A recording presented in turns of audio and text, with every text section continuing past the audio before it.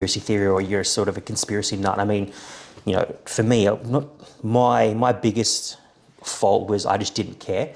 I was like, oh, if it doesn't affect me, I just don't care. I just don't care. I just don't care. You sort of get to a point where you're like, maybe I should just do myself a little bit of due diligence and just ask a couple more questions and stuff like that. Because normally, if you go to a doctor, you're like, that's all you would take on board. Because, why wouldn't you? But I guess depending on what it is, and we were just talking about the cancer thing before, it's so easy to listen to a doctor because it's a fear thing. As soon as you hear cancer, you're just like, oh my God, I need to do surgery, I need to do chemo. But, say in the last 5 or 10 years, there's so much more research to not necessarily discount that because, surgery and chemo do work, but there's also alternatives that do work, if not are better. And it's also like a case-by-case basis, Chemo might work for you and might not work for someone else. But how do we gauge whether it works or not? Well, it's tough, you know what I mean? It's almost like... If it comes back in 5 years' time, did it work the first time? Yeah, because it's always like, oh, I'm in remission. It's like, remission, does that mean it's just waiting to come out again? And then you get told, okay, don't do this or don't eat this and don't drink that because it might spike it. It's like, well, what kind of life? I'm always living in fear, you know what I mean?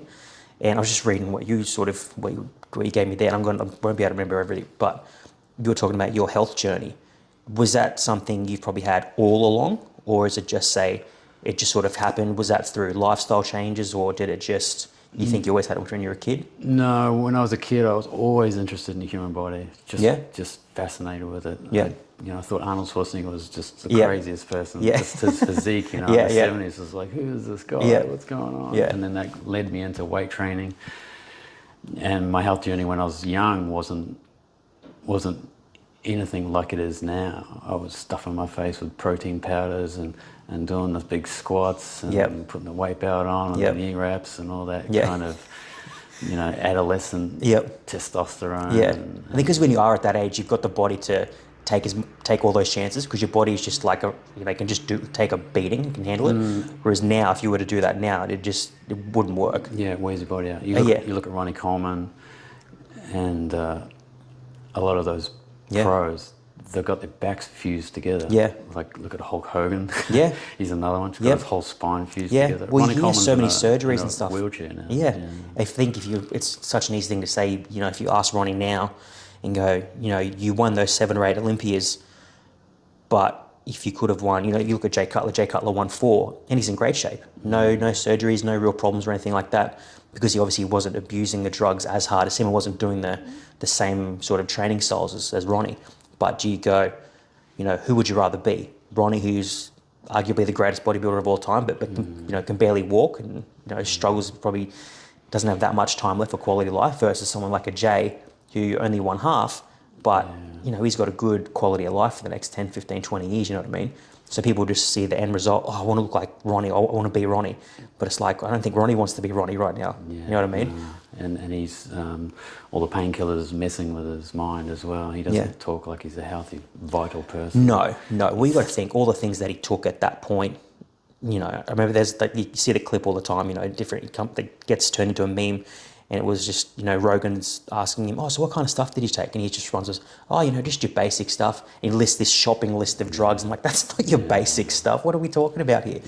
But that also has to have an effect on your brain too, because he would have started at a young age where your brain's not fully developed anyway. You're still growing at 16, 17, 18, and then you start bringing in all this anabolic stuff. It's going to have some sort of, I would say, long-term effect on your brain. Steroids do, yeah. For sure. Absolutely. For sure. Absolutely. And it depends how far you want to go into the bodybuilding industry. It's extremely unhealthy. Psychosomatically, the drivers that push people into doing that are coming from not a good place. Yep. What they've achieved and everything, and if they do good, maybe Dorian Yates is a good example of someone who's kind of gone through it and then come out the other side with a bit of a different aspect of things. But he's still training people in the gym and he's still getting bodybuilders to get on stage and all that kind of thing. Yeah. But I don't think it comes from a healthy place. No, I think a lot of those, the argument is, well, they're going to do it anyway. I'd rather them do it under the guidance of me, which I guess, you can sit here and say, well, that's a fair argument. But then I guess the reverse argument is, do you ever at any stage deter them? Because that would also be the semi-right thing to do, you know what I mean? So I know some professional fighters that don't know anywhere near enough about their body and nutrition to reach their full potential as a Yeah. fighter.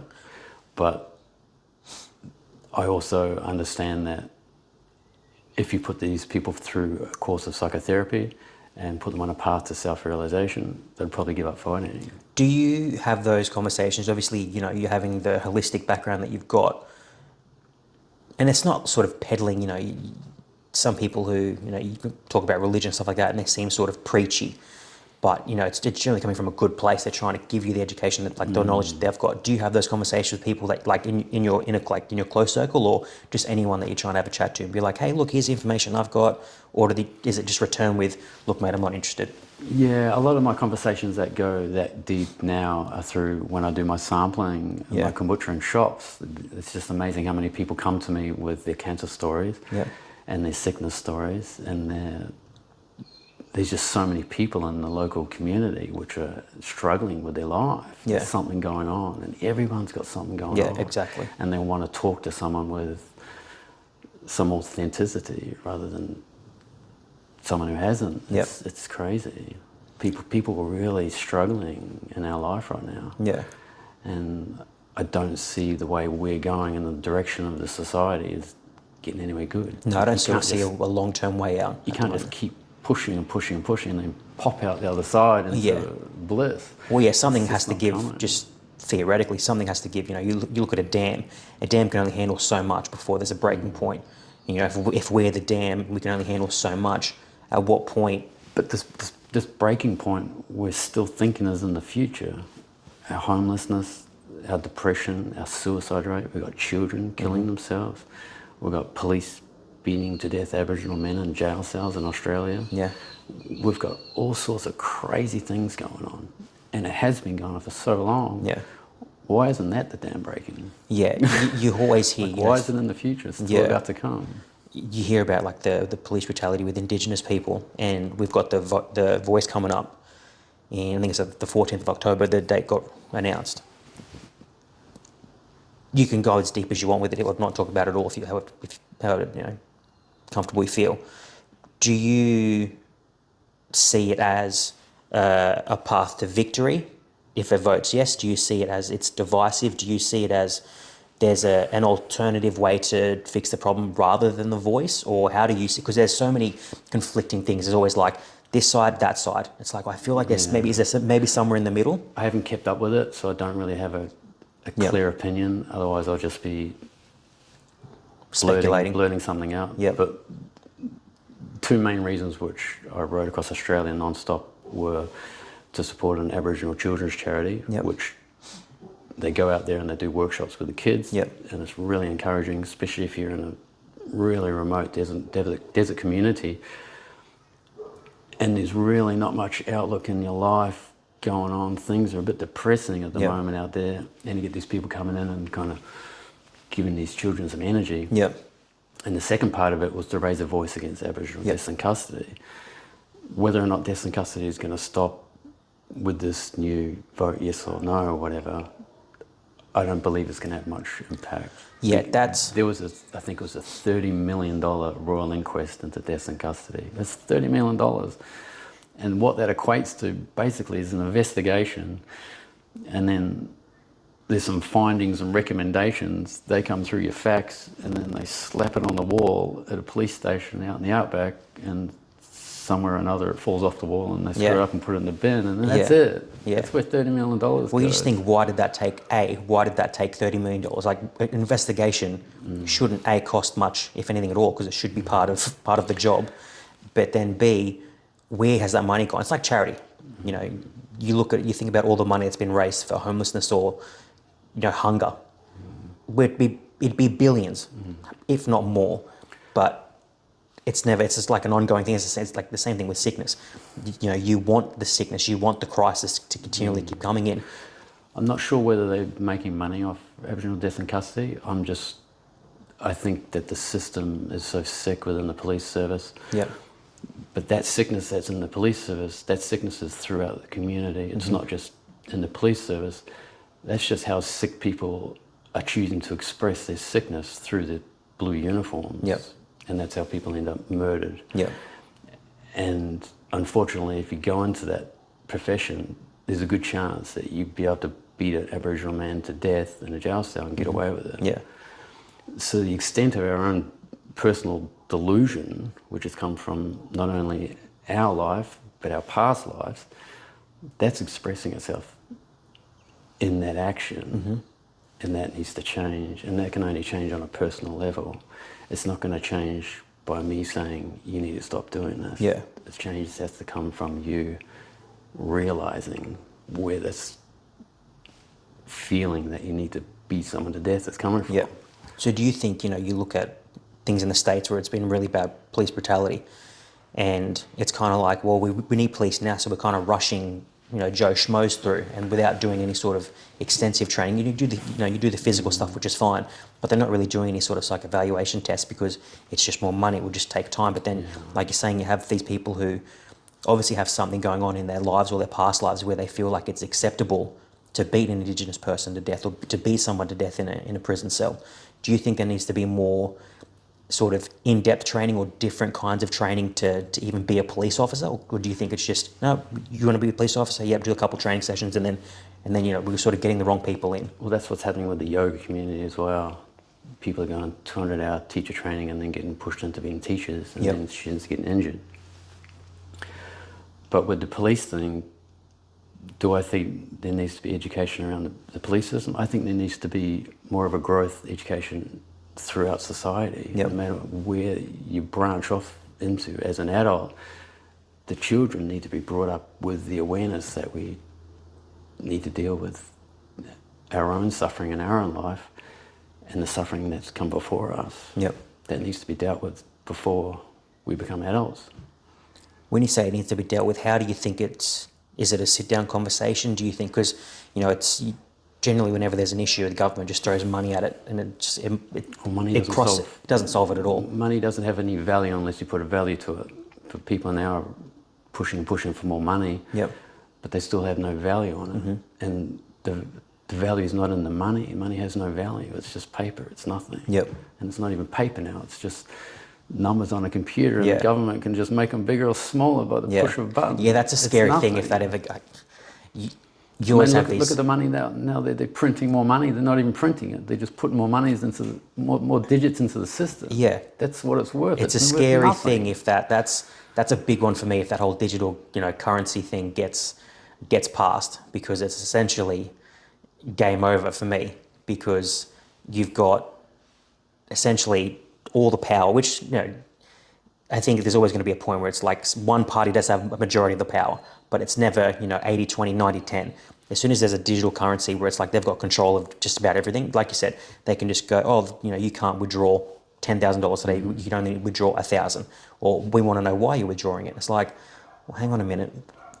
Regardless of how I make my money, that is my money. Why can I not do what I want with it? That, for me, if that ever gets passed, that's a big problem, I think.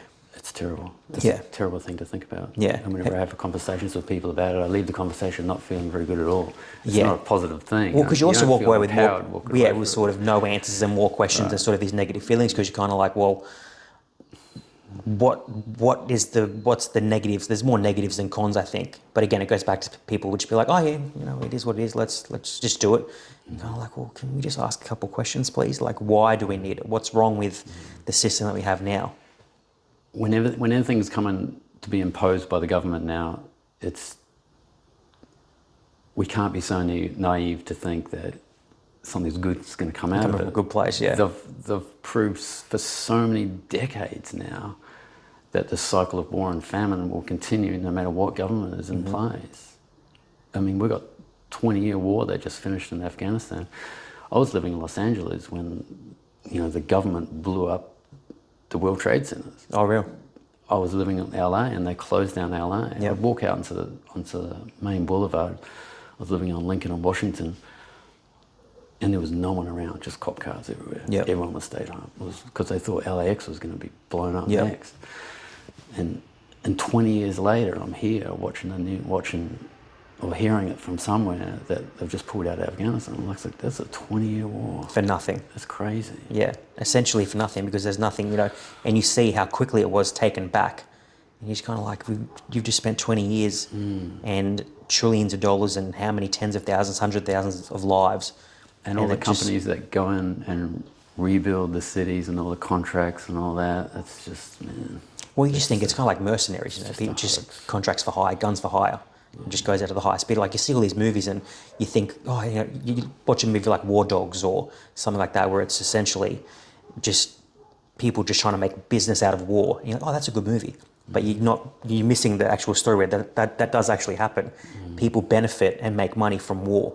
And you're kind of like, oh, okay, yeah, it's a good movie, but there's also a story that's insane to think about where, you hear about all the money being put to Ukraine. It's kind of like, what are they getting? For me, how I sort of look at it is they're sending money rather than troops. I'm like, well, normally when there's a war, you look at the war in Iraq, we're sending thousands of troops. Every week we're sending more and more, they're sending more and more and more.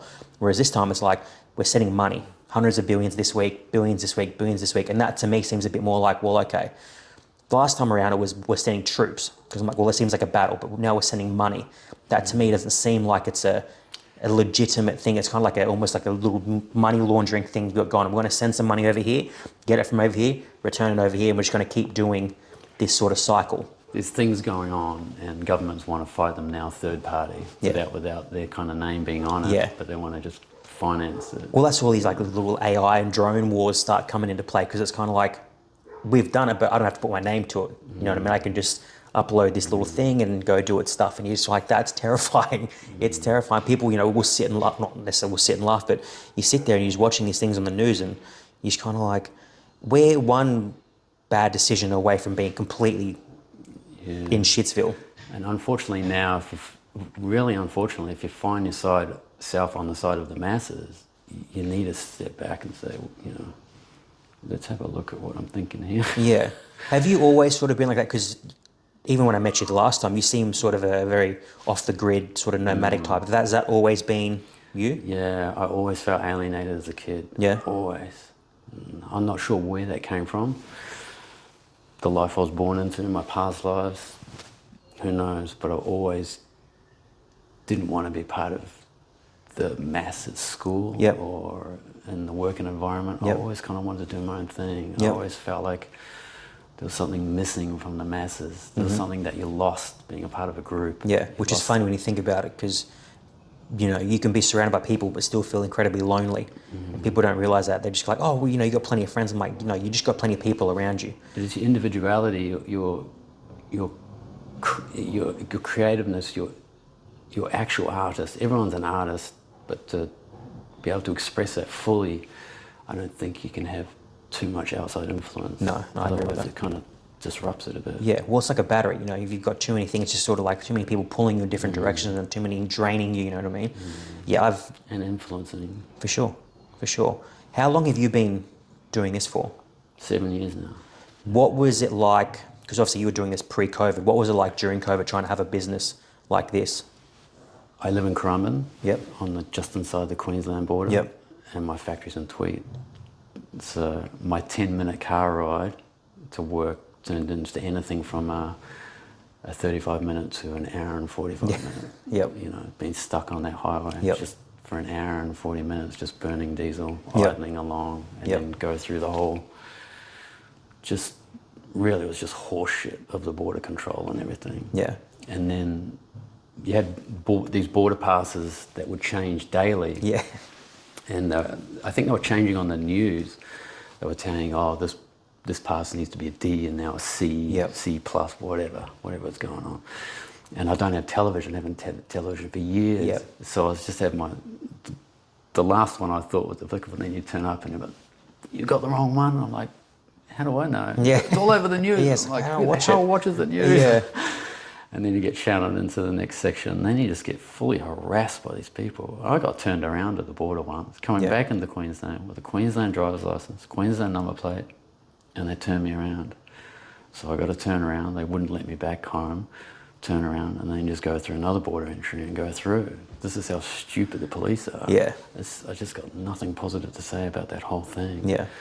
And we're getting away with border passes, and then we're getting away with like a delivery courier person, which I was. I was transporting product from my factory in Tweed to health food shops in Queensland. And then they shut the border and said, truck drivers, every courier driver has to be vaccinated. So I couldn't get across the border. Yep. So I was riding my push bike 10 k's each way to my factory. Really? With bags of pineapples, bags Yep. of ginger and turmeric, just trying to get things going. You're a weapon. So I did that for months, and I was really wearing thin. Well, it would have been easy just to stop. You know what? I'm either stopping for a while or I'm done now. I'm giving up on but this. it triggered something in me, and I was just like, I'm just not going to let these people get me Yeah, down. good, yeah, good, 100%. Yeah. You know, I was just going to like fight the power. Yeah. Which is kind of, you know, ridiculous, but it got to the point where I was like, I don't know how much I can take of this, because I'd get there fine, because, you know, you can just ride or walk across the border. Yep. To think that cars and a line on the ground is going to stop an airborne virus is just ridiculous. Well, even the silly things of like, oh, you got to, like, if you go out for dinner, I've got to wear a mask to dinner. But take it off. When I'm sitting down. If I go to the toilet, I've got to put it back on. Right. Like, it's only in certain areas. Like, obviously, looking back, you know, it's easy to, you know, there was no handbook to COVID, which I get, but there's also common sense. Common sense, which doesn't exist now. Common sense is, you know, there's airborne viruses everywhere. You know, there's colds and flus and all bacteria in the air.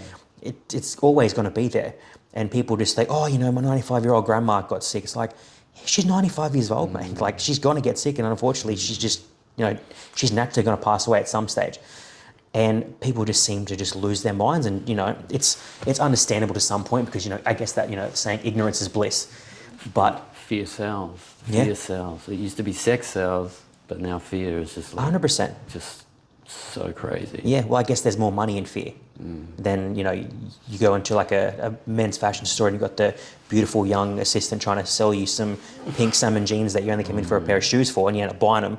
But then, you know, if someone's telling you, oh, look, you'll never see, you will be single for the rest of your life if you don't buy these pants, you know, then this sense of fear kicks in. So I see where you're coming from in that regard. You know, if you're telling me, look, you need to have this injection, or there's a good chance you're going to die, then of course people are going to take it. But it's kind of like, well, now you're just like, well, A, what's in it? Why am I taking it? Why do I need to take 2? Why do I need to take 3? Because the initial 2 don't work on this one.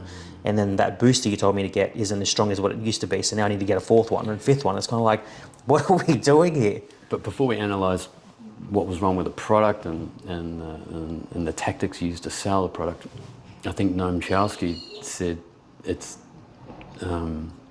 manufactured fear. It's been manufactured by the media for decades now. And we have this existential fear because we think our life is linear. We think we're a baby and then we're old and then we're dead and that's it. I mean, and all these drugs and things to keep us alive longer, because death is such a horrible experience, is ridiculous. Death is birth. Yeah. They're the same things. It's a cycle. There's no end point. Yeah. And that's why it's so important for us to integrate our unconscious mind into our conscious reality. Because our conscious reality, which is governed by our ego and our conscious mind, and our analytical mind, is restricted to a lineal plane of existence. Our unconscious mind has all time available to it. Past, present, and future is available to the unconscious. And that's what we enter into when we sleep. And that's through our dream state. That's how we can really start to wake up. When we go into a dream state and leave our physical body behind, so physical body is the lowest level. Yep. And when we leave our ego and conscious mind at the lowest level, and then we start to go further up in the realms to our dream state, then we can access the cosmos. The cosmos is the actual teacher. That's when we go home, that's our actual home.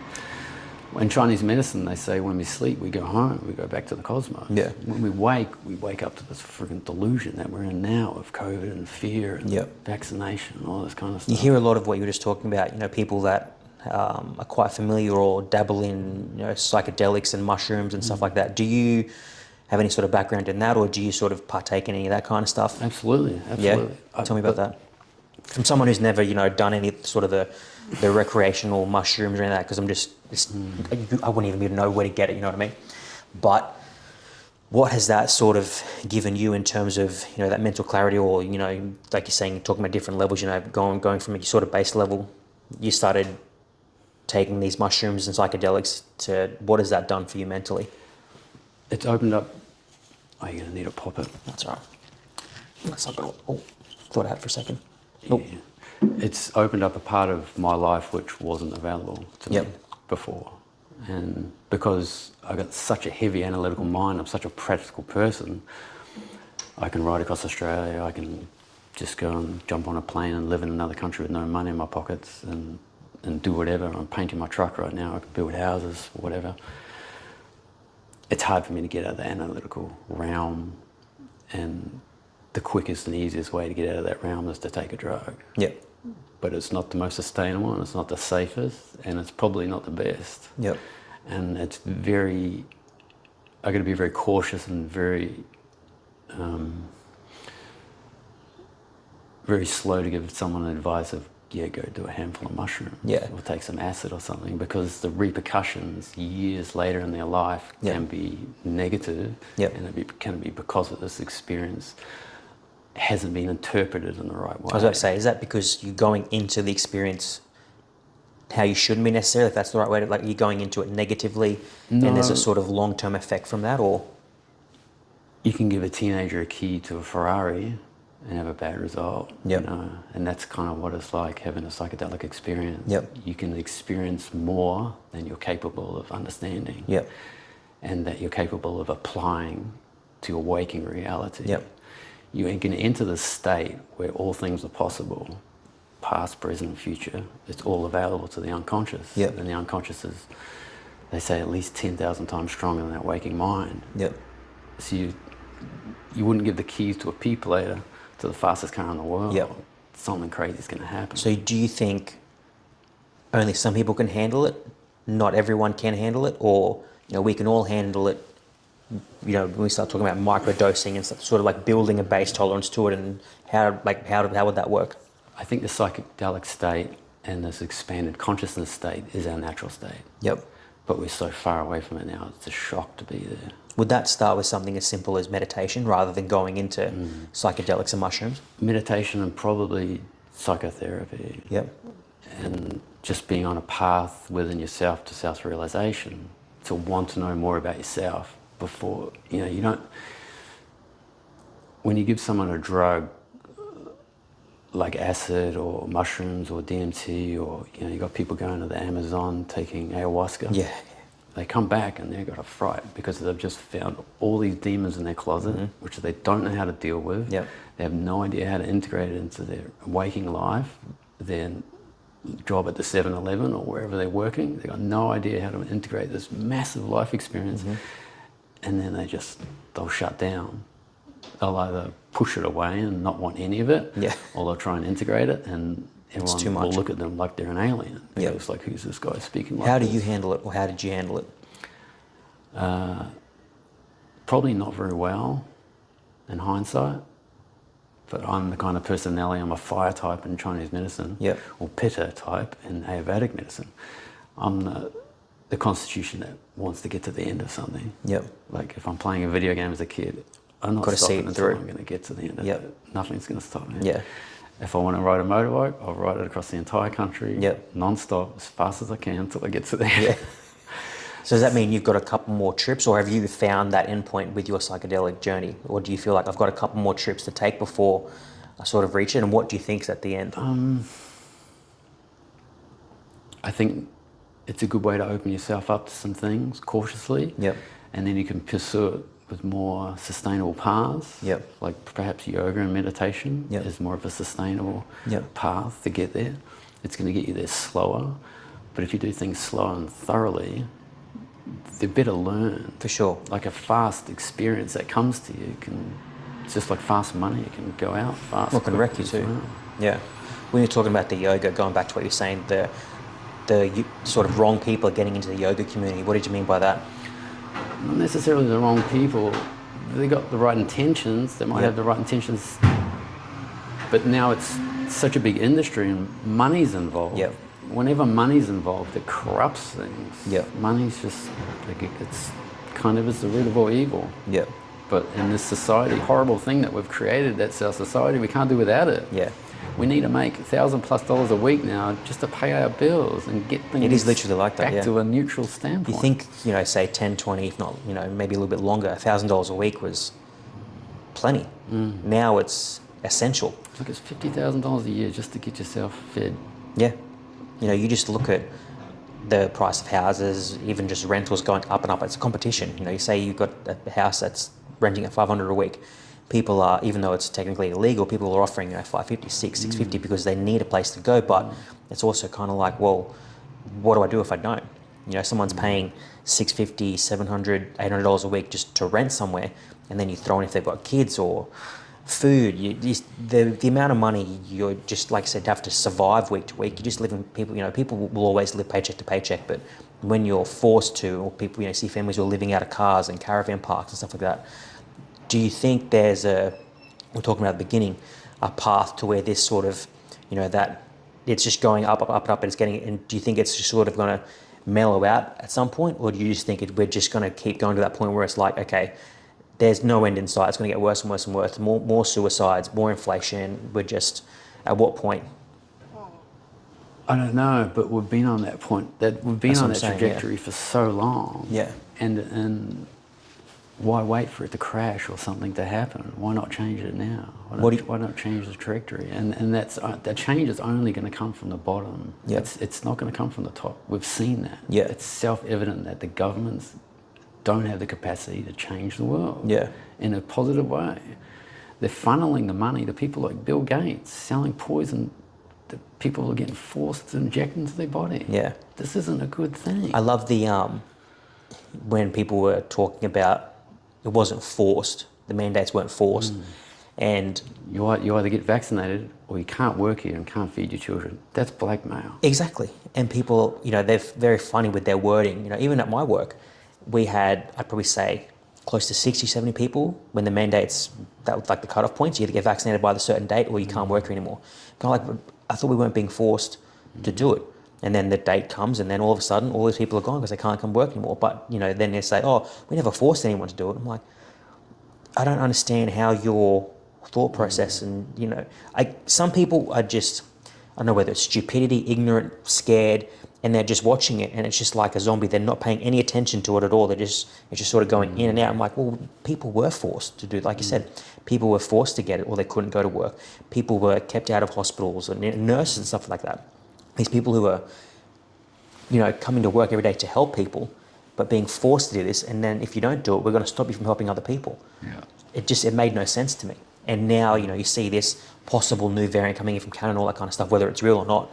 But people will just jump back on the train again, and no, we'll just jump right back in. I'm like, even if it's 10% of the people who from the last time around at least have some sort of sense awareness and some sort of sensibility to go, okay, I'm not just going to take everything you say as, you know, as gospel. I'm going to ask a few questions and maybe just be a bit more hesitant this time around.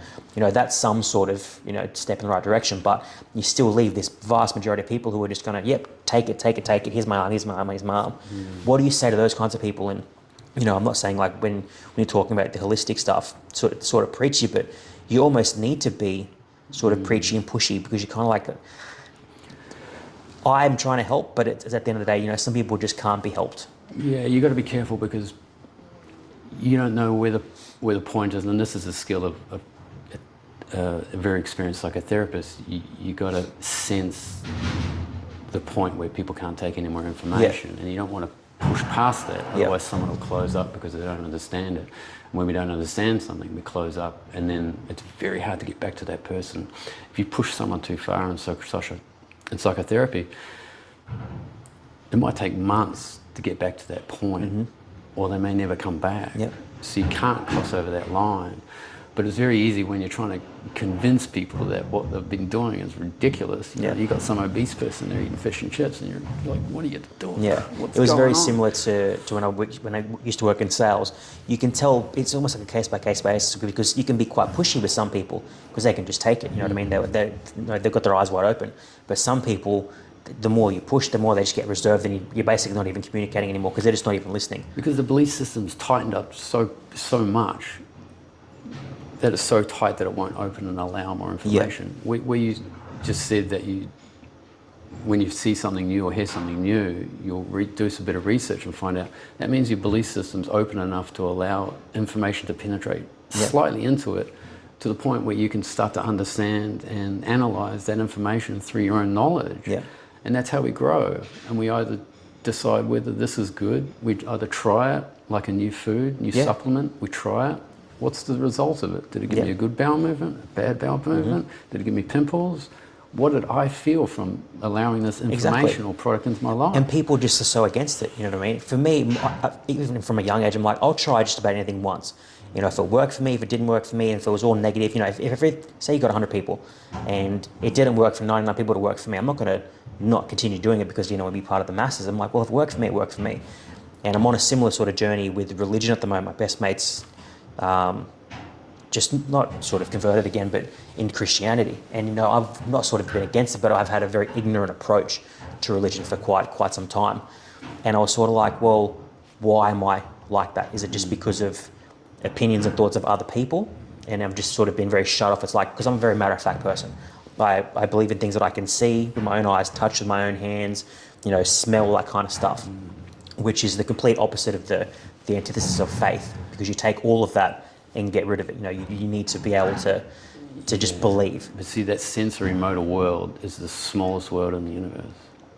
It's the smallest world in the universe. Yeah. And it's the analytical mind, and it's the ego. The ego can only clutch onto something that it can perceive or feel Exactly. or see. So that's where I was like, well, if that's my thought process for that, I need to be able to push that aside, because like I said, it is very small-minded, and it's been a very small-minded approach. But on the physical plane, the physical realm, if you eat something that's good for somebody else and gives you diarrhea, that's the result that you only need to pay attention to. You don't need to have faith that this banana is good for me. Yeah. If it's giving you diarrhea, this is evident, self-evident that it's not good for you. Yeah. So I've just given... If you've just got vaccinated and you drop on the floor of the doctor's office with a blood clot, that's self-evident that you should stay away from it. Yeah, it is, 100%, especially when it comes to medical stuff. You know, so many people... Go back and get the second one and get the boosters and then go to a cardiologist to see what's going on with your heart. What's going on with your heart? I've had friends that would do it. I've had a friend who I was quite close with, and he was the poster child for COVID. He was like, all in, whatever you want. He did 4 shots, the 2 original, 2 boosters, all that kind of stuff. And he's just like, yeah, I'll do whatever. And I'm like, cool, you do you. I'm not here to try and change your mind. You know, here's the information that I've got. Here's what I think. You know, you do what you will. And the same kind of conversations, you know, sort of go both ways. I think, you know, you do always have some sort of, you know, you take the information that you've got with you, and, you know, you'll always have that in the background. So you try not to be as closed-minded, because you go, okay, I'm against that, but there's a bit of hesitancy with me when it comes to that kind of thing. I'm like, well, I'm trying to be as open-minded, but I feel like that stuff, you know, talking about in regards to COVID, I'm just not all in. And someone trying to sort of convince you otherwise, you're kind of like, I'm not trying to be closed-minded, but I just personally feel it's a no-go zone for me. So there are some things that I feel like in my, you know, just with me, that I am sort of shut off to, because I just don't feel like there's any sort of evidence or anything to sort of support that. But I do try and be as open-minded as I can, because you never know. You know, there's always that 1 in a million thing, like chances that it is the truth, and, you know, but I do find that there are certain things that I just am quite closed off to when it comes to, especially when it comes to medicine. Yeah, but I think it's an educated belief system. It's founded on, where has it really gotten us? Is it decreased anxiety? Really? Mm-hmm. Not really. Yeah. What statistics are you going to believe? Who's doing the studies? Well, it's basically you've got 2 people who both think they're right. You know what I mean? But one person was profiting from them telling you that it's working. 100%. And whenever you've got a massive amount of profits, I mean, look at, was it Pfizer that's been given was given the biggest fine in history? Was it 200 million or something? Yeah.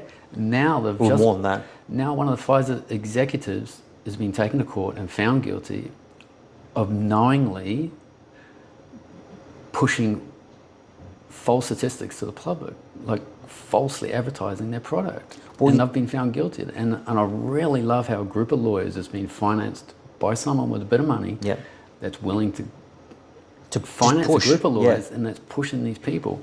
But they're found guilty. Oh, they're going to be given a $100 million fine. And we think that's so massive. It's nothing. Pfizer posted a $200 billion profit in 2020. Well, you think about them and you think, you know, there's only 2 countries in the world that allow the advertising, and that's New Zealand and the States. And you got to think about that. Why is there only 2 countries in this entire world that allow that kind of thing? Because obviously it's not a good thing to have these big pharma just pushing all the medicine every few minutes on a TV screen. You had Bill Gates saying it was 99% effective, and now what we believe to be the real statistics is less than 1% effective. Yeah. Where's the accountability? Yeah. So he's manufactured the consent through false advertising. It's manufactured consent. Like, they've manufactured this belief system of people, and they've done it through the televisions. That's why I don't have a television. I haven't had for... I couldn't tell you the last time I sat down and watched like general news. It's very rare, if at all. It's just, I think during COVID for me, it was literally you turn on the screen, yep, we're locked down. And you do that enough times where I'm like, it's the same thing, just promoted different ways and marketed. It's the same stuff. Even after COVID, I'm just like, it's the same stuff. There's something going on over here. Yep, it's bad. It is. But then again, I'm sort of like, well, have I been forced by myself to be sort of closed-minded? You know, and I'm just like, no, I don't care anymore. I'm just like, but okay, where am I going to get my news sources and it's now? unfortunate that we're so frustrated that we get to that point. Now it's like, I just don't want any media whatsoever. I've had a certain thought process where it's almost like people, you know, the government or the media feel like we need to be lied to, because this is purely just my own thought. People, they think that we need to be lied to because they think that we can't handle the truth. I'm going, well, I feel like you could give me the worst possible news the right way. Like, you'd be surprised what people can handle. You know what I mean? If you said to someone, look, we're going to have to raise inflation for 6 months, and everyone's going to really struggle for the next 6 months, and after that, it'll be okay. Whereas the media is like, oh, you know, we're doing all right. It's just muddled lie after lie after lie after lie. I'm like, well, how about you just tell us what the real situation is, and people actually might be on board with it, rather than this misconstrued lie. I don't know whether that would work or not. It's a bit of a gamble to say maybe people will be on board with it, because if you relate it to a psychedelic experience, your consciousness can be flooded with so much information that you're just not ready for. Yeah. And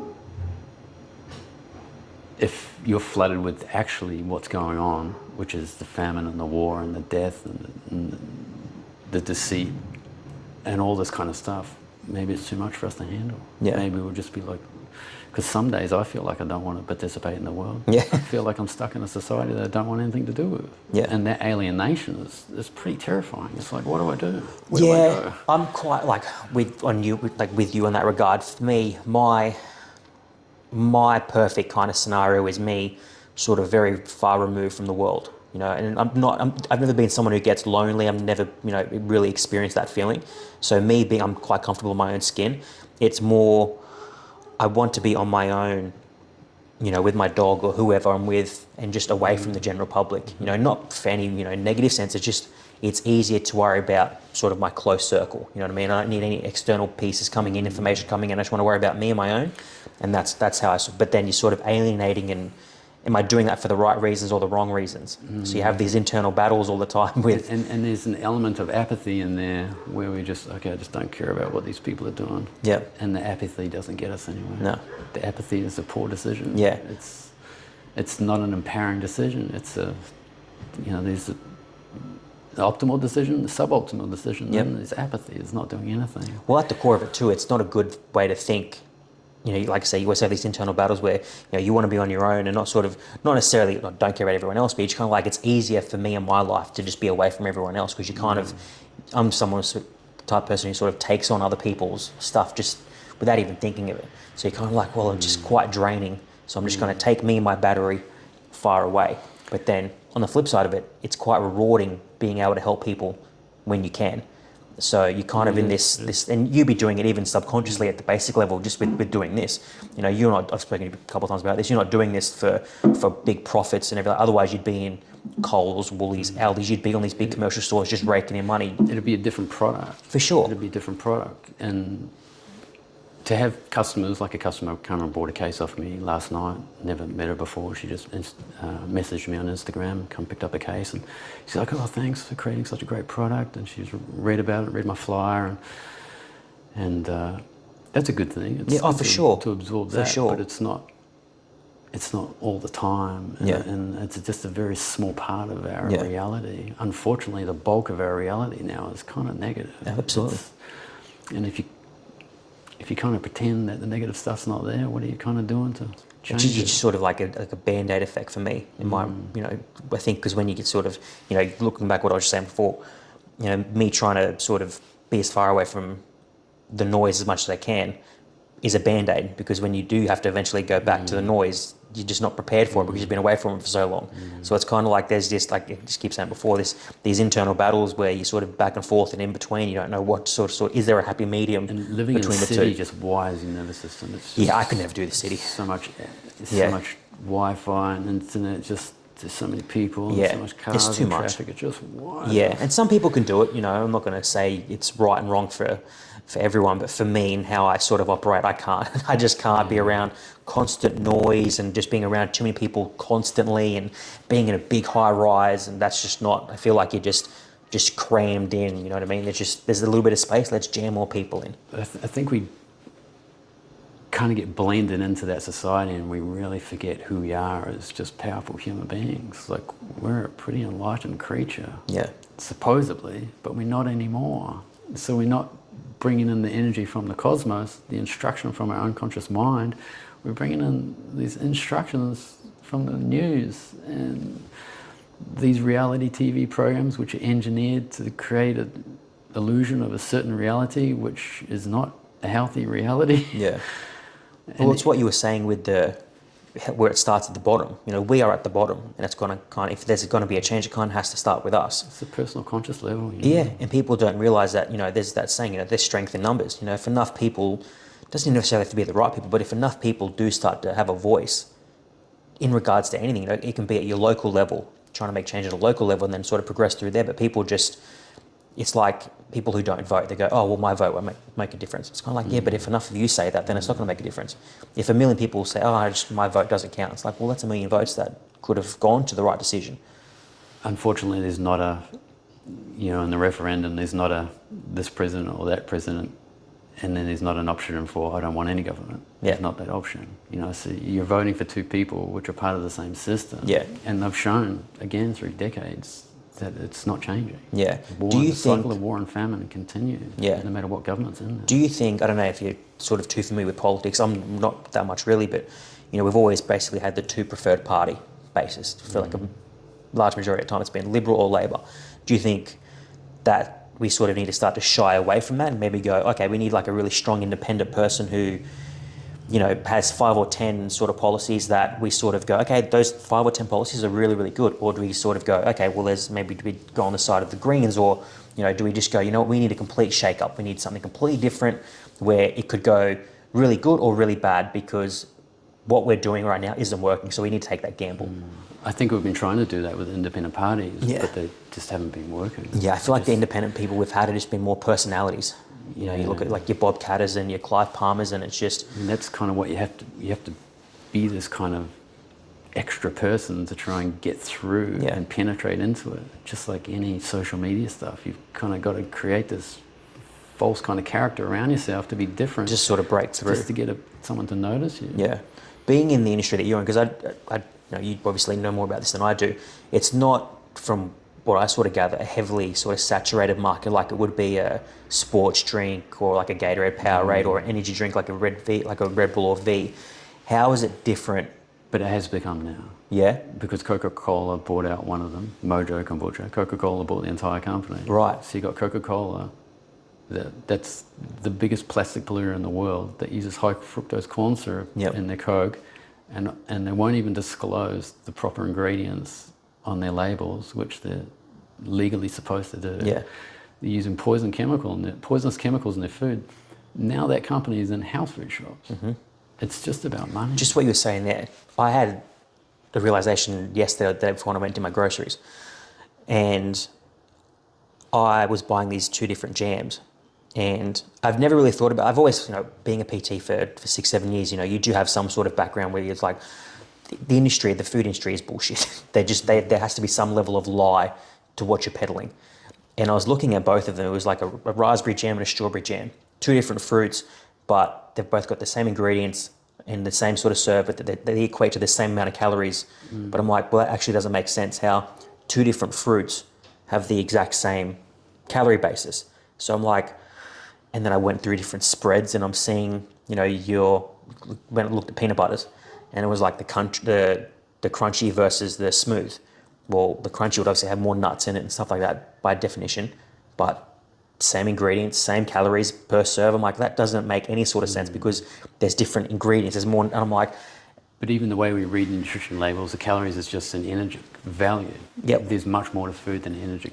Like the caloric output Yep. or the caloric output of your body is much deeper when, Yep. when you get into natural medicine. Yep. I was looking at it, I'm like, even though I had some, sort of like thought process that was like that, but having it in my hand, I'm like, oh, okay, this is total bullshit. This is really like right in my face. I've just never realized it before. That you could basically, because I was the same as you, I thought it was illegal to essentially lie on packaging. I thought you had to put, not that many people really read the labels, but I thought it had to be what it was on the thing.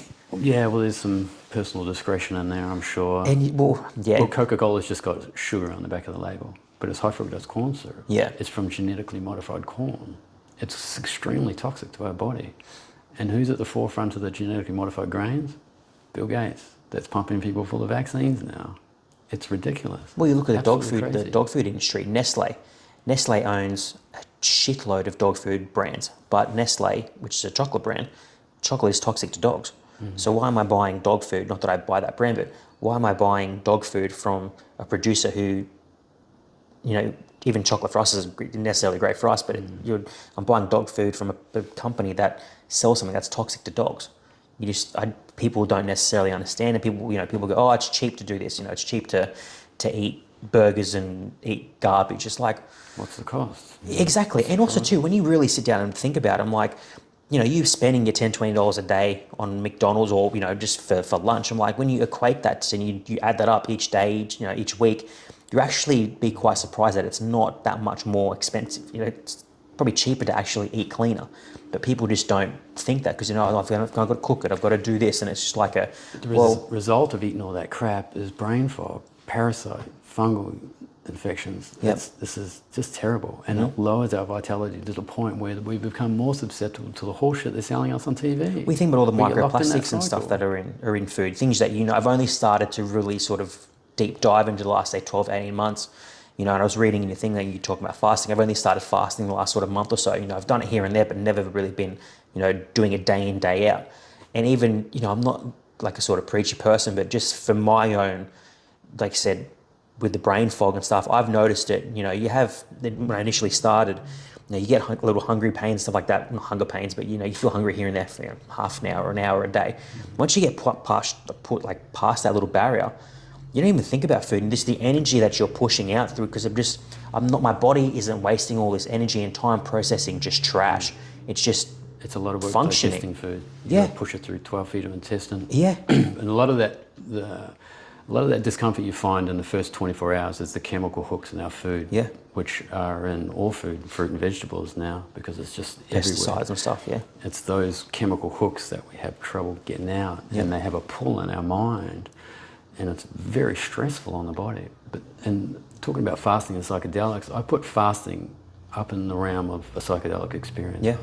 I value it so highly that I would put it up there in that kind of realm. And if anyone who wants to use psychedelics, try fasting. Experiment with what works for your body. Yep. Whether it's 24 hours to get your growth hormones right up, or whether it's to go 3 days. You'll discover things about yourself that you really didn't know. Yeah, I've only been doing the 18-hour. I haven't tried the 24-hour or long purely just because I haven't tried it. But it is definitely something I want to look. You get into deeper access. You get deeper access to your psyche. Yeah. You start to know what's actually driving you, and you start to know what's right and what's wrong. And it's crazy that. Well, it's not crazy. It's amazing that if we stop overloading our body full of this crap, we can get to this such a balanced state. Yep.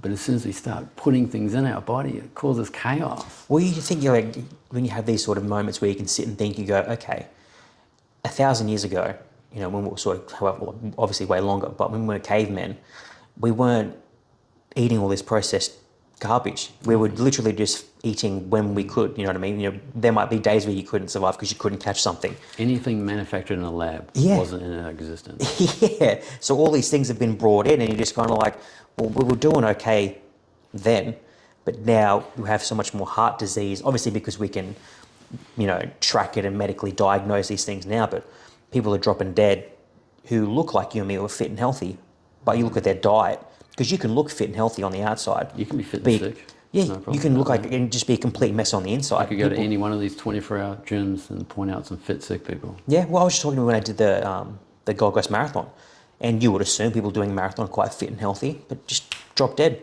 after doing it, and you're kind of like, okay, what's going on inside? You don't know what's. I wonder if they've been vaccinated. Well, that's another thing too. You just don't know. People just go, oh, it's not that. It's like you don't know. There is a statistical chance that could be the cause of it. You just don't know. If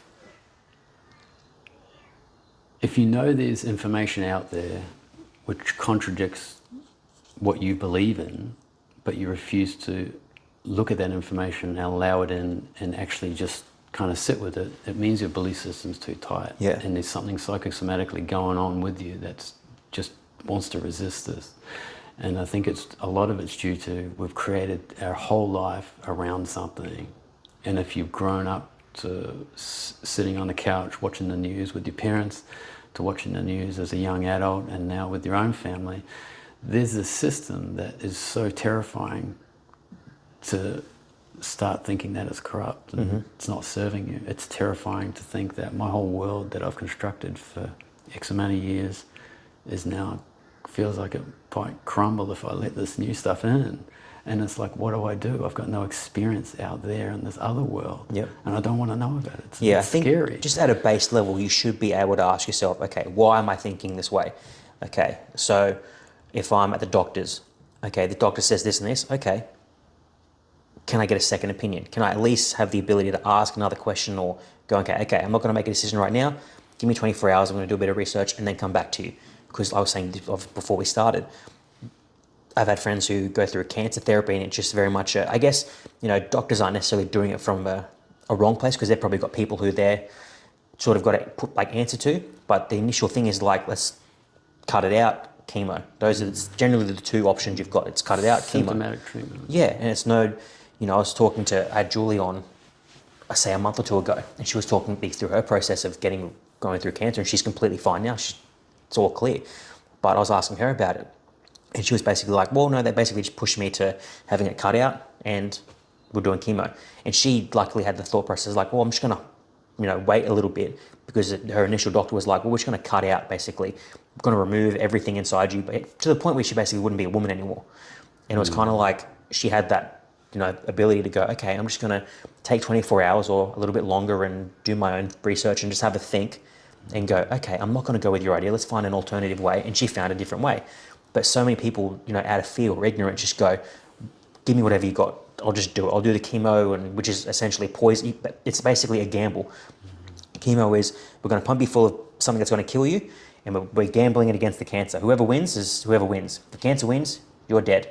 If the chemo wins, the cancer dies, but you might too. So we're just sort of, we're just going to gamble and you might come out of it. And people don't have that ability to go, well, what else is there? And obviously, people go, oh, you're talking about hippie stuff when you start talking about CBD and cannabis oils and all this kind of stuff. People are just completely sort of shut off from that kind of thing. Because they're so far away from it, it's hard to understand. Yeah. I mean, if you throw me into a university mathematics class, I'll sit there and be like, we'll start looking around. Yeah.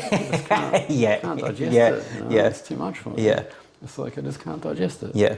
And it's unfortunate that we can't digest something that's supposed to be part of our life, which is nature. We're part of the planet. We're not separate from it. Yeah. It's our home, but it's a part of us. We didn't get born in a lab, and anything out of a lab's not supposed to be in our body. Mm-hmm.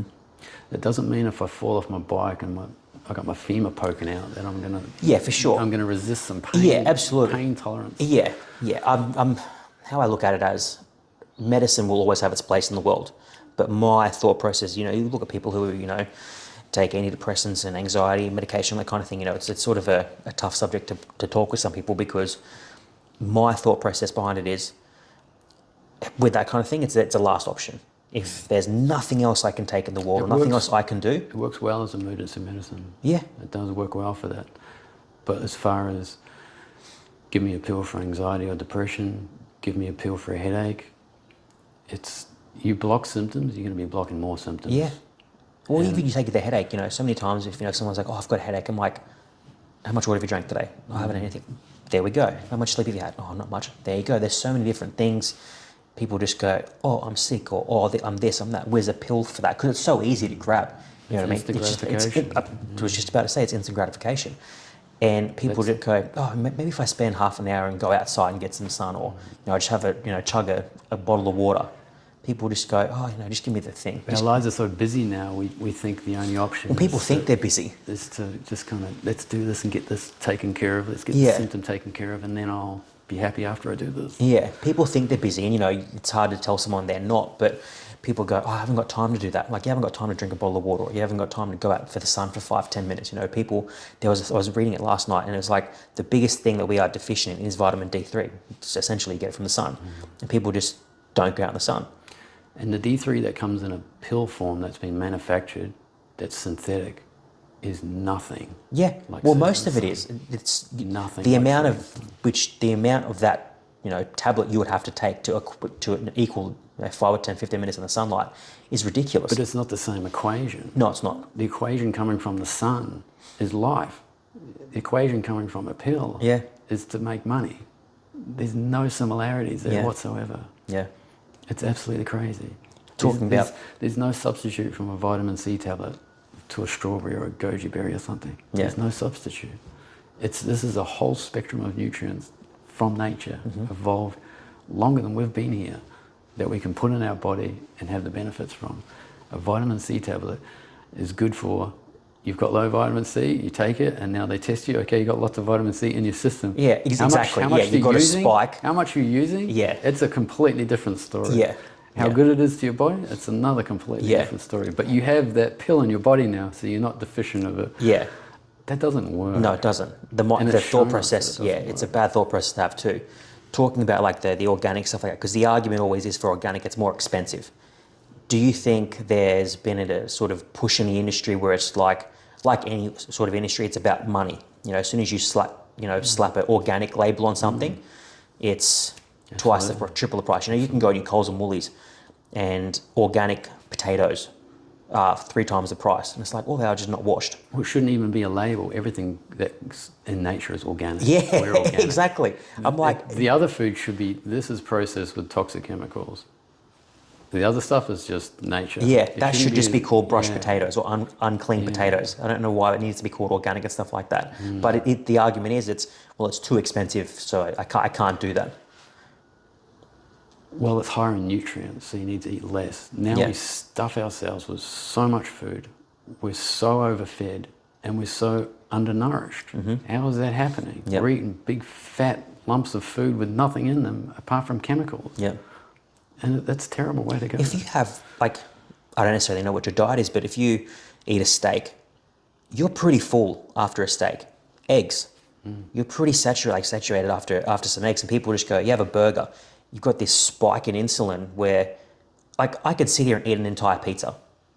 I shouldn't be able to do that. I shouldn't feel like I can eat more after eating an entire pizza or having a whole tub of ice cream. I shouldn't be able to feel like I should eat more. Well, now with the genetically modified food, they've showed that there's chemicals in the McDonald's fries that shut down your sensation. Yeah, like the worst thing on the planet. Feeling full. Yeah, like one of the worst things for you. They inhibit chemicals, natural chemicals in your body that give you a full feeling. Yep. So you don't feel full and you order more food to make more money. Because they taste so good and you're just like, it's one of those things. Everything in moderation to a point, because if you what would you rather have?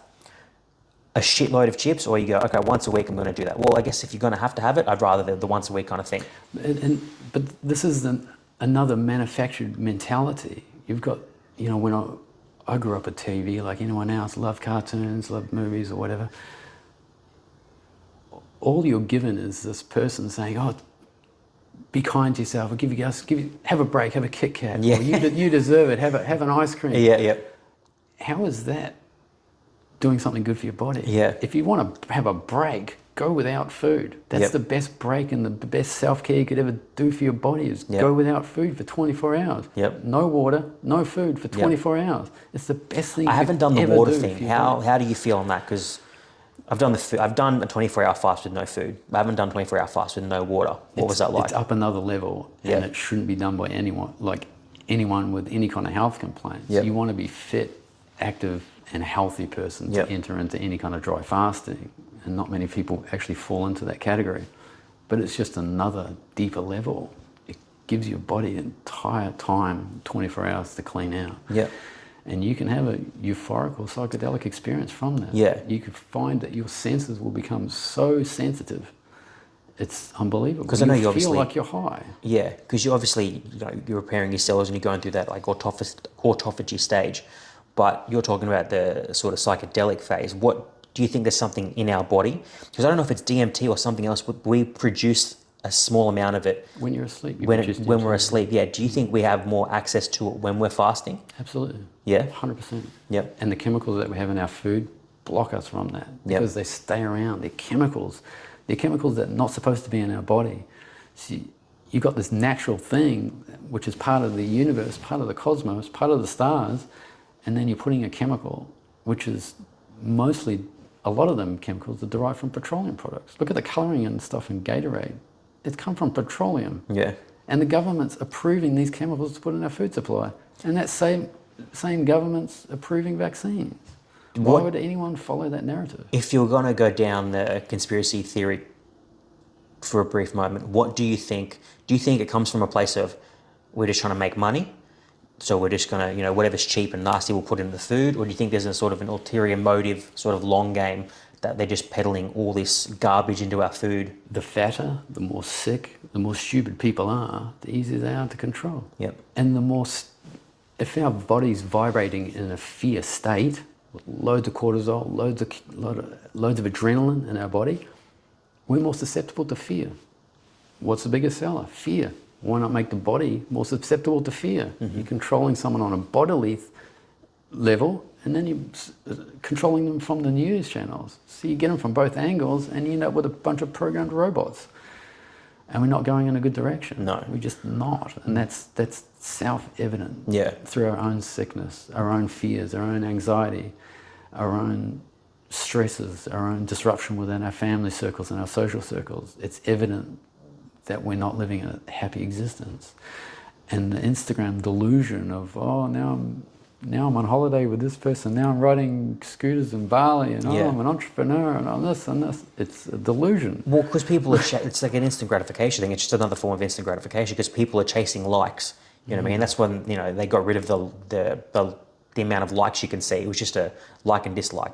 People wanted to chase, I want to get to 1,000 likes, I want to get to 1,000,000 likes, whereas now they got it removed because so many people were literally killing themselves because they weren't getting likes from posting, which to me is insane. But to try and get into people's heads is almost impossible because you just can't do it. But people chase these, and there's so many you don't even think about, these different forms of instant gratification, and obviously through social media, which I'm guilty of it all the time. Me and one of my friends, we have this conversation of trying to limit our screen time as much as we can because you become glued to it. There's this talk of us becoming sort of molded into AI. I'm like, we almost pretty much are with our phones. Our phones are always in our hands. I'm constantly, and I'm slowly getting better at it, but you're just dead scrolling through nothingness. You're not doing anything productive. You're just scrolling. I'm like, what am I doing? Am I trying to escape something? Am I trying to forget about something? What am I doing that's got me scrolling through just garbage? Where that platform's come from, the scrolling platform? Yeah. It's a poker machine. True. And you're scrolling through a poker machine, you think, there's something coming. There's a prize coming. There's more coming. Keep doing it. And the screens keep that. rolling, keep rolling. I've hypnotized people through poker machines, and now they're using that technology, and that we've got the poker machine in our pocket. Yep. And then we've got apps with poker machines connected to your bank account, so people just sit on the couch and scroll and talk to someone else, and shit, my bank Well, it's no difference to porn. I mean, porn 100 years ago was very different to what it is now. A 13-year-old kid who has a phone, kids younger than 10 have phones. And people just have instant access to something that they have no idea the ramifications of it at a young age can long term. And there's so many studies of what accessing porn for long periods of time can do to your brain and your own personal life. But it's just like there's no real censorship because say if you go on a porn site and just the only pop up might be, are you over the age of 18? Yes. Yeah. It's like, well, anyone could say that. And then you've got like a 10-year-old looking at all this stuff and you're just kind of like... A 10-year-old can go into a 7-Eleven, buy a 6-pack of Red Bull and sit out in the curb and drink the lot. Yep. and have a heart attack. Yeah. Or just increase their anxiety, or try and manage their anxiety with it. It's terrible. The argument will be to trying to stop that, though, will be, oh, you're trying to control us. Because I agree with what you're saying. I don't think, a kid should be able to buy things like a Red Bull, which, I've been guilty of it. There have been times when I've chugged way too many, just being ignorant and stupid. But you've got these people who, they're trying to crack down on vapes now, stuff like that, because kids are getting access to them. But it's kind of like, if we put these things in place, the instant sort of answer to it, or pushback is, oh, you're trying to control us. It's like, yeah, because that's putting things in place, putting things on top. The change in consciousness needs to come from an individual level. We need the child to be raised in a way that says, that can of Red Bull is poison. Why do I want to pollute this human body with poison? It's such a privilege to be alive right now on the planet and not be born into poverty. I've been to 7 countries in Africa. It's legitimate shit, man. There's some crazy stuff going on. It's such a hectic country. And continent, rather. But we got to change our level of consciousness from our personal selves. But we need to go through an educational system that allows us to develop that level of consciousness. And the education system's not doing it. Do you think, going back to, because I think being able to put out information and product stuff, things like this are good. You talking about not wanting to be in sort of Coles and Woolies and stuff like that. Do you think there's also a flip side to that and go, well, maybe I'm not necessarily chasing the money for that, but I'm trying to put a good product out there to more people? Because obviously I would assume there are more people who are shopping at the Coles and Woolies and stuff like that. Unfortunately, the product's so strong and so medicinal that the average person will take one sip of it and be like, oh, it's too much. Yes, it's too much of a contrast between my Coca-Cola and this. Well, it is, because I've, before having these, because obviously I didn't know about these, I was having this, you go to the kombucha and you think it's being healthy, and you look at the thing and it's basically like a watered down nutritional label. It's fermented with glucose syrup. Exactly. It's extremely toxic, just as toxic as high fructose corn syrup. Well, you see, it's only got 6 calories in it, so it must be good. And you're kind of like, well, it's healthier than the can of Coke and all that kind of stuff. It's kind of like, well, it's the lesser of two evils kind of stuff, you know what I mean? But there is definitely a taste difference to that, because the amount of sugar and shit in this one is not in this one. You're actually tasting. I remember when I had the ginger and turmeric, or must have been one of the others. The taste of what you're actually getting was so much stronger in it, because it's actually in there.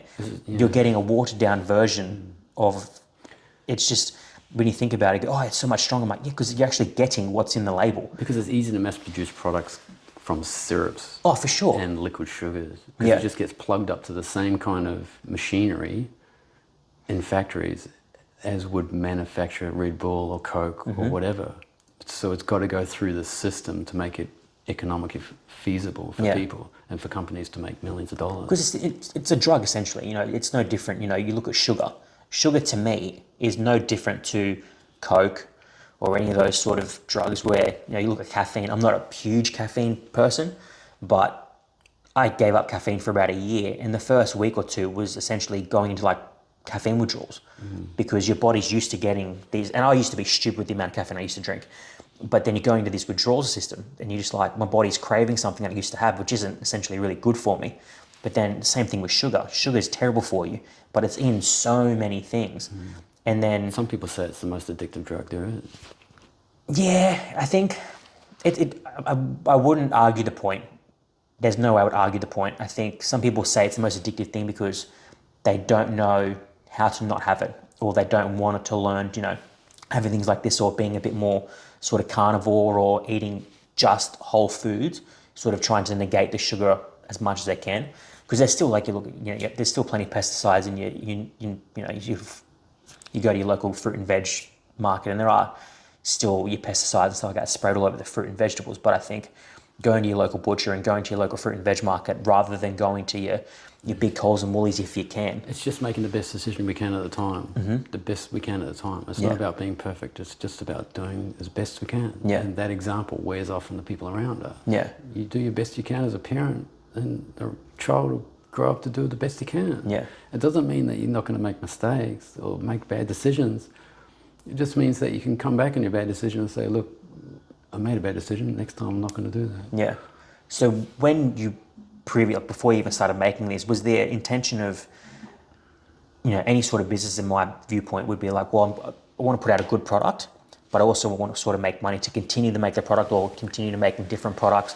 What sort of ratio, if you could put it down to, okay, making this and making it accessible to as much people as possible is a priority, versus you obviously do have to make money because you obviously do have to manufacture, because you're getting all this stuff yourself, like I was reading, you're going out directly to these farmers and stuff like that, to these producers and getting the stuff yourself. Directly sourcing ingredients, manufacturing every part of the process, from designing the label to putting the label on the bottle, to fermenting the product, putting the product in the bottle, to capping the product, selling it to a shop, and then delivering it to a shop, and then sampling in those shops. So every part of the business is done by me. But when I started, I had no idea what I was getting myself into. I made this as a part of a health tonic at home to rebuild my own energy after riding across Australia the first time non-stop. And when I got home, I started experiencing some symptoms of adrenal fatigue, what you would probably call adrenal fatigue. Was always the guy in the morning, high energy, get out of bed, just want to run. If anyone spends the night in the house, they're just getting bombarded with questions and everything in the morning. What's going on? And then they're trying to wake up. It's like, leave me alone. I'm like, let's go do this. And then suddenly I didn't want to get out of bed. I was like, fuck, what's going on here? Something's wrong. Something's going on with my body. And I was like, I need some rest.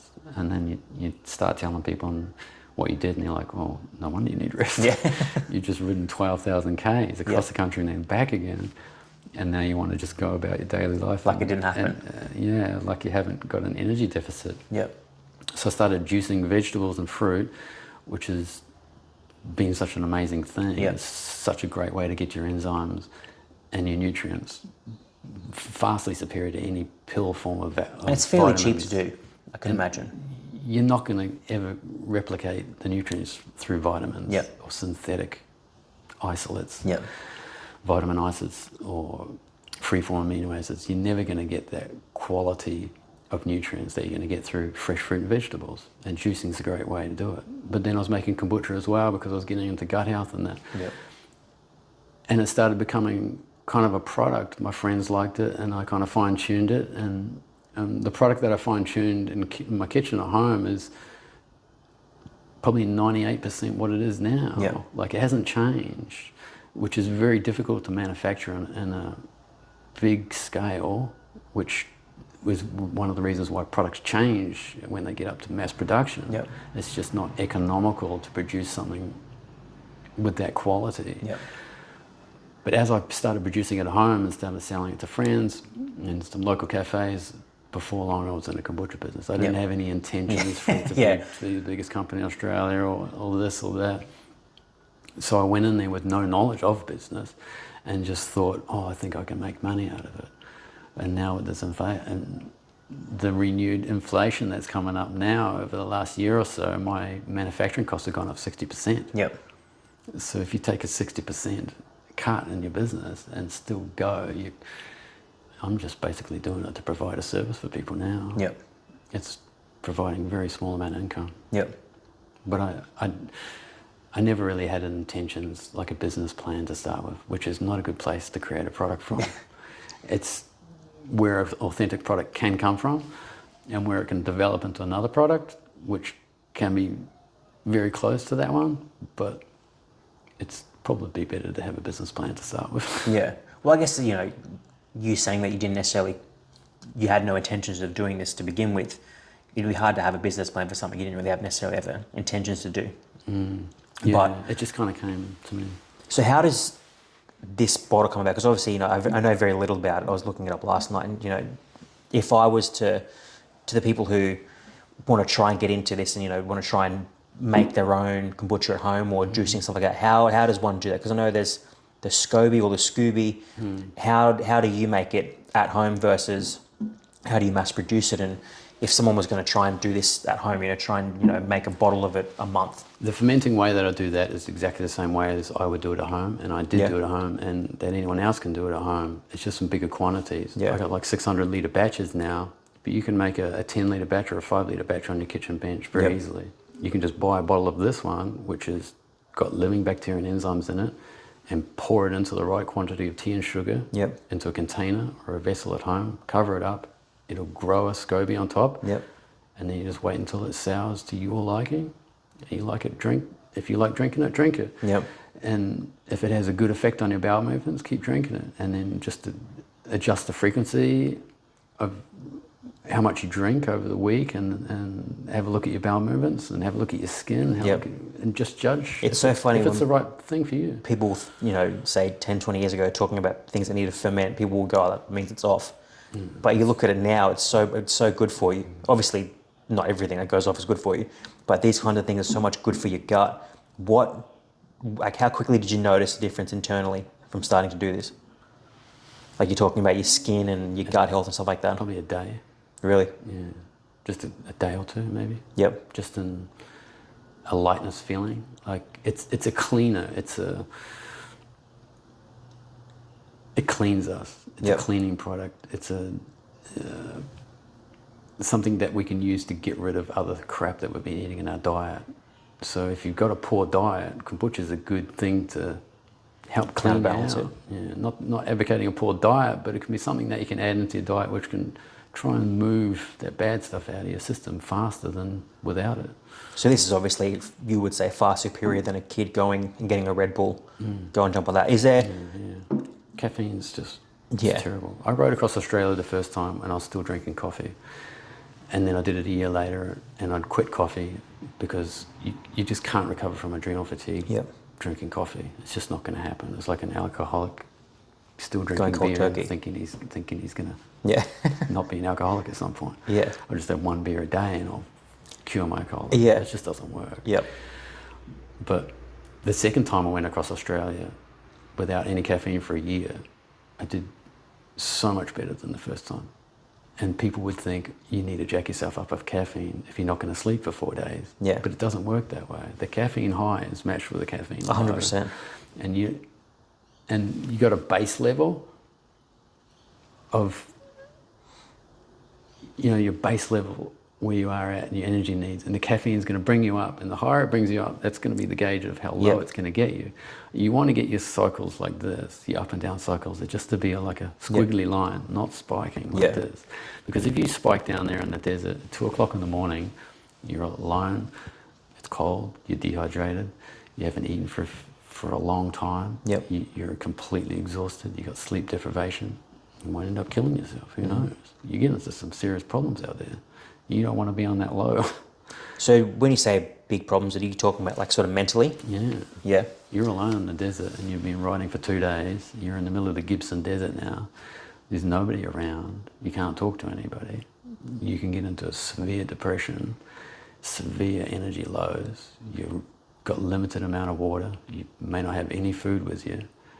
Last thing you want is a caffeine dip. For sure. You don't want to drop down there. Do you find when you come out of those though, not the risk versus rewards, probably the wrong way to describe it, but the reward I guess you get from coming out of it is worth all of that? Like what you went through? That's exploring a part of our psyche that we wouldn't generally get to touch. Yep. And that's a part of our psyche that we can explore through fasting as well, and psychedelics. We don't normally get to touch that because we're cushioned from it. Yeah. From all the preservatives and the distractions and everything, just our daily life of having to do our chores and wash our clothes and get to work, and it's a cushion from what's actually going on. And once you start realizing what's actually going on and how much of a powerful creature we are, and how just enlightened we already are, and to get back to the natural state, it's a powerful thing to get back there. How often can you... I don't think the government really wants us to be that powerful person. No way. They don't want us to be self-governed, and then they won't have a job. Well, it's like anything. I mean, you look at any sort of time period, it's generally one group in power. That's how they like it. The moment someone starts to rise up, they need to be pushed back down or gotten rid of, or there's always been one sort of group that's in charge. And whether that's how it's always going to be, who knows? It's hard to say. I guess if you're following the general rule of thumb, I guess it's probably always going to be like that. But it does go back to what you were saying. It does start from the bottom in terms of people think start from the ground up, but we're on the ground. It's whether it's one person and then then it's two, then two becomes 4, then 8, 16. It's just like an astronomical number. But it's people just don't do it out of that fear, or it's just like, oh, it's not my problem mentality. You know what I mean? It's just like, well, it doesn't affect me. It's like, it might not affect you right now, but when one thing gets taken away and two things become that, and eventually it might become everyone's problem. It's like the frog that gets put into a saucepan of cold Yep, water, and it'll then just stay slowly there. boils. Yep. But if he gets chucked into boiling water, he'll jump out because he Yep. notices the contrast. Yep. And we're slowly having our rights taken away from us, and we're slowly being poisoned Yep. by these food industries. Which So you think we're in a slow boil? Oh, absolutely. Yeah. Absolutely. What do you think the next sort of 10, 15 years look like in terms of our progression, or I guess deprogress in terms of health, progression in terms of, I guess, education and knowledge? Do you think we're pretty much going to stay where we're at? Do you think there's going to be some people who, you know, you look at like Elon, those sort of outliers who build up and sort of like try and like stay away from the mainstream media? Or do you think we're just sort of going to slowly go backwards? I don't know. I really don't know. And it kind of pains me to think about it, actually, because it's just, nothing's good coming up for me. Yeah. And I just see so many people stuck in mainstream. I mean, you drive on the way here and you see all those service stations. You walk into a service station to pay for your fuel and they're offering you 2 chocolate bars for the price of one. Yeah, there's so many of those getting built up now. There's literally, because obviously there's talk of the whole like 15-minute cities and stuff like that, which, you know, do your own research for that one. But there is so many of those things. You could literally, if you put in a kilometre radius from right here, there'd be 20 of them. It'd have to be. There's so many. And it's just like, you're all pushing the same thing. Why do we need more and more and more and more and more? There's just less and less land, just bulldozing. You're bulldozing, you know, forests and stuff like that to put a petrol station there. Well, there's one 200-300 metres away. It's like, what are we doing? What's the end result here? We're at the point where we don't realise where our oxygen comes from. We think a tree is just something you got to move out of the way to put a house. It's crazy. Like, we need trees. We need to be planting trees. Yeah. We need to be taking care of our forests and our soil. Without that, we're really going to crumble really quickly. I didn't realise, you know, when we're coming out of COVID, you know, starting to slowly get released, I didn't realise how much I didn't pay attention to nature, and just, you know, being inside for those, you know, 1.5 to 2 years, noticing all like the insects and stuff that, you know, we've probably just been slowly destroying over time, but us spending a little bit of time inside and not, you know, just putting more and more shit into the air, you start to see it a bit more, you know, oh, there's more and more of these things flying around. But now obviously we're straight back to probably where we began, and you just slowly back to killing everything. And you just kind of like, it's, you know, we talk about these points, you know, are we at that point? Have we been at that point, or are we going to slowly get to that point now? You know, is there a point where we're just like, you know, do we just slowly just start to extinct things because we're just slowly killing it? But they've shown that animals becoming extinct at just such a huge rate now. I mean, it's not, I think we need to get away from this mentality of, is there going to be a point, or are we heading? We're in that direction now. We've passed the point of ridiculousness where young children are killing themselves. They don't want to be here because someone's bullied them on social media, or someone's bullied them at school, or adults trying to work through their own neurosis by